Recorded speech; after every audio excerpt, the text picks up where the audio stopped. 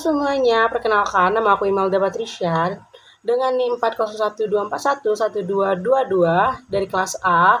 Aku akan ngejelasin hari ini materi tentang hukum tata negara dengan dosen pengampu Bu Bunga. Yang pertama materi tentang desentralisasi. Apa tuh desentralisasi? Secara umum, pengertian desentralisasi adalah suatu pelimpahan wewenang pemerintahan dari pemerintahan pusat kepada pemerintahan daerah agar dapat mengatur kegiatan di daerah tersebut berdasarkan asas otonom. Nah, menurut Undang-Undang 05 tahun 1974, pengertian desentralisasi adalah suatu penyerahan atau urusan pemerintahan dari pusat ke daerah. Pelimpahan ini memungkinkan suatu wewenang tersebut semata-mata bertujuan untuk mewujudkan suatu pemerintahan yang lebih efektif dan efisien.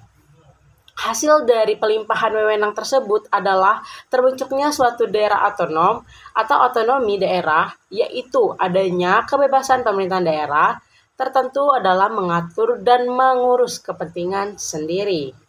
Nah, yang kedua, dekonsentrasi adalah suatu kebijakan pemerintahan dalam rangka penyerahan wewenang dari pemerintahan pusat kepada pemerintahan daerah atau wilayah administratif lainnya yang ditetapkan sebagai daerah otonom.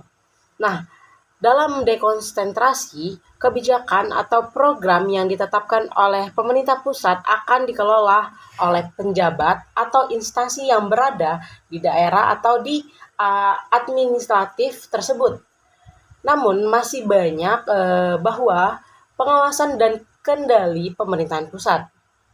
Salah satu tujuan dari dekonsentrasi adalah untuk mempercepat pelaksanaan pembangunan atau pelayanan publik dengan lebih aktuabel, efisien, dan efektif.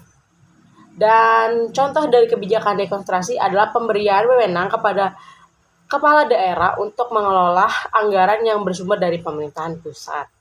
Nah, contoh penerapan dekonsentrasi yang pertama adalah pembentukan badan usaha milik daerah (BUMD) yang diberikan mandat untuk menjalankan kebijakan pemerintahan daerah. Yang kedua, memberikan otonomi khusus kepada beberapa daerah tertentu seperti Aceh, Papua, dan Yogyakarta untuk mengatur urusan pemerintahan dan keuangan secara mandiri. Dan yang ketiga yaitu pendirian Badan Pengelolaan Keuangan Haji BPKH yang bertanggung jawab untuk mengelola dan haji secara mandiri dan terpusat. Yang keempat, menetapkan Badan Pengelola Perbatasan BPP di daerah perbatasan Indonesia untuk meningkatkan pemerataan pembangunan pengawasan wilayah terbatas. Yang terakhir, yang kelima, pembentukan Badan Pengelolaan Transportasi Jabodetabek yang bertanggung jawab untuk mengatur transportasi di wilayah Jabodetabek secara terintegrasi dan terkoordinasi. Tiga, yaitu tugas pembantuan. Nah, ini mana tugas pembantuan adalah tugas berperan serta dalam melaksanakan urusan pemerintahan yang ditugaskan kepada pemerintahan daerah oleh pemerintah pusat atau daerah tingkat atasnya dengan kewajiban mempertanggungjawabkannya. Pemerintahan pusat tetap mengandalkan kekuasaan pengawasan terhadap daerah. Nah, tujuan pembantuan merujuk pada pemindahan wewenang dan tanggung jawab dari pemerintahan pusat ke pemerintahan daerah untuk menjalankan tugas-tugas tertentu dalam menyelenggarakan pemerintahan dan pembangunan di daerah. Nah, tugas pembangunan ini umumnya bersifat khusus dan terbatas sesuai dengan kebutuhan dan kondisi daerah masing-masing.